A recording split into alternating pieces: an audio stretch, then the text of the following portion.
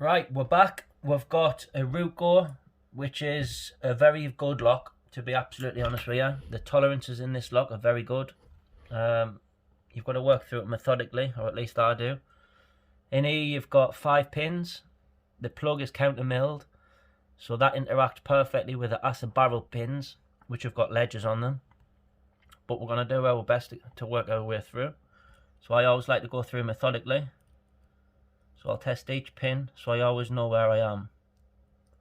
The last thing you want to do is get lost. That was 4. 5 is binding.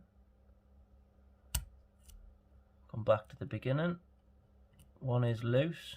2 isn't. 3 can be left. 4 is bound up again.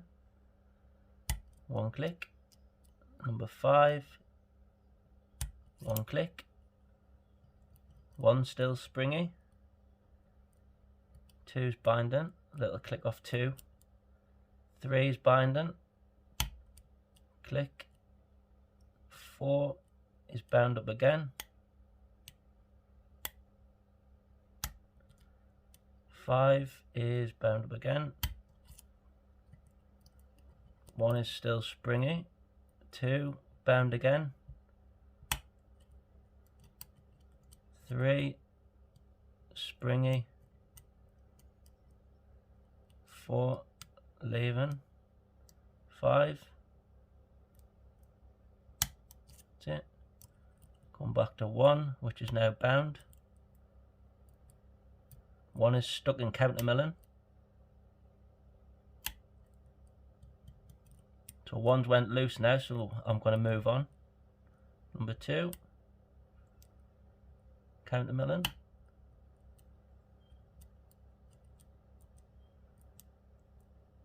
Still. 2's in the set position. 3 is. 4 is. 5's bound, but I'm going to check 1 first. 1's getting left. Bit too much movement in that. He was stuck in counter milling. So we've got 1 set. We've got 2 sets. 3 sets. 4 is. So that means so long as nothing resets, because the tolerances are very good in this lock. So when I push down 5, that is the last pin at this present point in time. But what might happen is when I press down on it, something else might reset. But we're going to find out. So 1's definitely set. 2 is. 3 is. 4 is. So 5's our last pin up to now.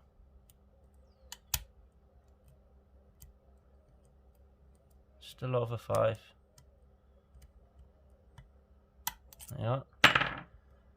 We have a picked lock. So what I'll do is I'm going to zoom out, if it lets us. I'm going to put it around 180, just so I don't reset the lock. Because then what we're going to do now is, we're going to take this lock apart. Pop that in, put your key pins nicely in this section. Put them down for now.